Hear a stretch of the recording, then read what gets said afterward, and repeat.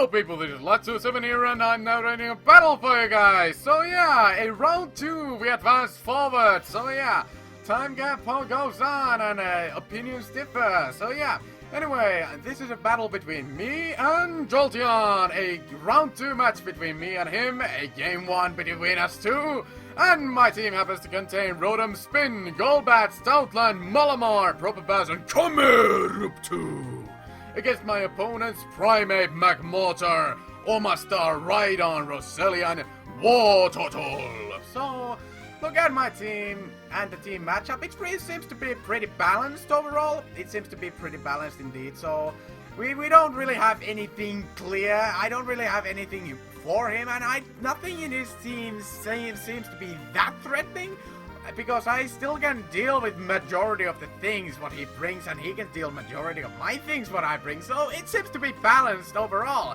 And I was pretty anxious and excited about the match.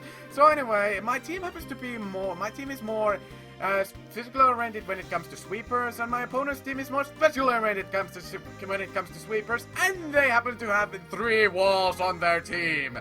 Rhydon, the almighty Violite Wall, then there's the Roselia and Wartortle, what share the same item, but they all have different defensive stats. So Rhydon is the definitely the physically defensive behemoth, and the Roselia is gonna be the specially defensive behemoth, what can even rest up, so that's not good.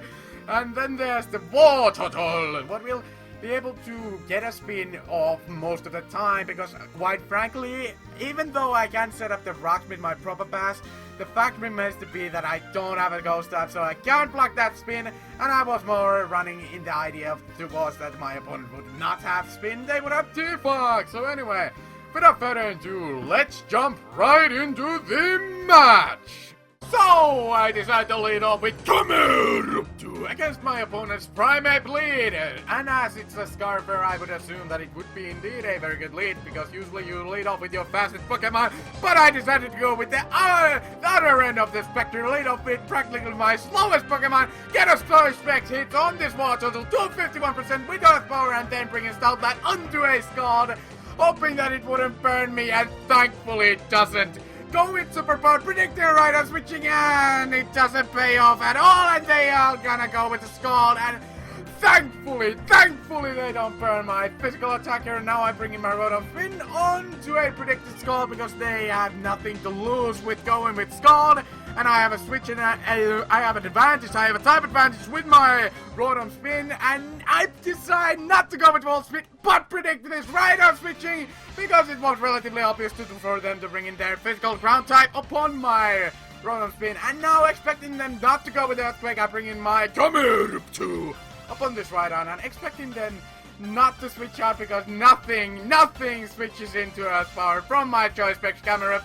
And there's another KO from the Rhydon to the Rhydon, and taking it out just like that, and then comes in the Wartortle, and now I decide to bring in my Golbat onto the Stealth Rocks, onto the Scald, and at last, on the 4th Scald, it decides to burn my Golbat, and now it is my opportunity, it is my chance, it is my duty, it is my Golbat's duty to decide I'll unleash the defog and to get rid of the hazards, because I don't want the rocks to hold me back. So my Golbat is gonna be Earth by Burn. I decided to go with Brave Bird on the Roselia as it decides to set up as Toxic Spikes. And now Toxic Spikes against my team aren't that great for me, because the fact remains to be that I don't really have that many switch-ins to the Toxic Spikes. And I really think that they are gonna hinder my team, especially my substitute Malamar. So I want to get rid of those as soon as possible. But although the opponent is gonna bring in the Wartortle as a Death Border, and then bring in the Magmortar to threaten my Golbat out as I roost twice, I still expect them to go with a Thunderbolt on this turn and bring in my Camerupt, and they go with Fire Plus 2, 46%, and it's gonna be a 2-hit KO. It's gonna be a 2-hit KO from this Life Orb Magmortar, but they decide to switch out, and then we bring in the Wartortle as a Death Border, and my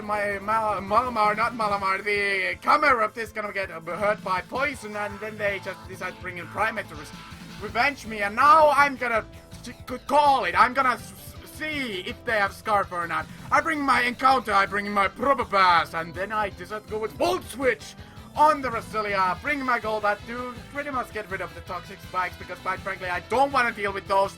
And my opponent actually is being very threatened, and they decide to go with the Rest and get back all the way back on the full HP. Now I decide to bring in my camera of the Malamar. The PO replay player is kind of messing up here, so so yeah, they decided to bring in the Omastar. So I don't really know why they brought in Omastar. Perhaps it is to resist my Vapor, so that's a thing. But I really thought that the switch would be obvious, and I could just bring in my the Malamar to take on anything except the Primate, and even though I would have been able to take a hit from the Primate and then go from there.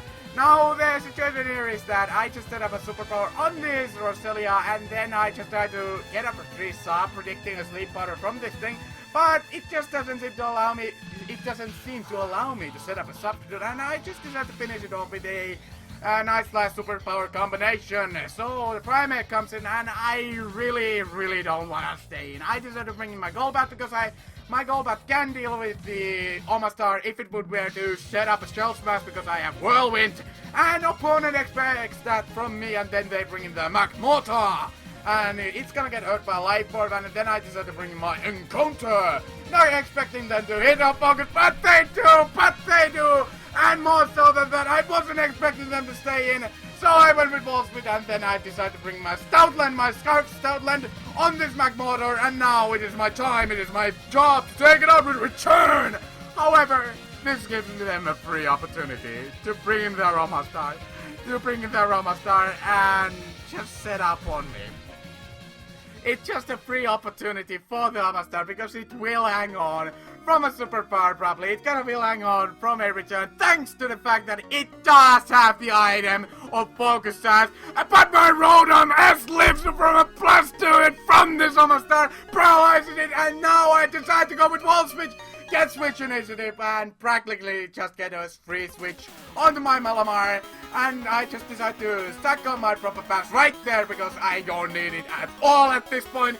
And now I decide that I'm gonna bring in my Malamar. And if I would have come with Superpower, I would have had this game, but I go with Topsy Turvy, hoping that the start would do under 25%.